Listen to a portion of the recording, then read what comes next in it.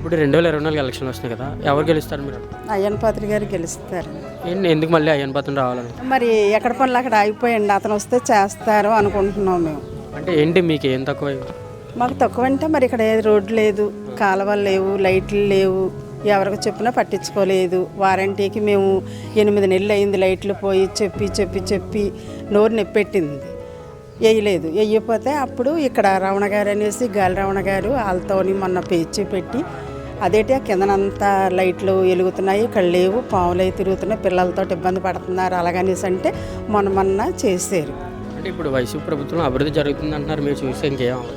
ఏది జరిగిందమ్మా, 18,000 అన్నారు, మాకైతే వచ్చిందని పిలిచారు, పాలాభిషేకం కూడా చేయించుకున్నారు, రాలేదు. మరి టీడీపీ ప్రభుత్వంలో ఏమైనా అభివృద్ధి ఉండేది?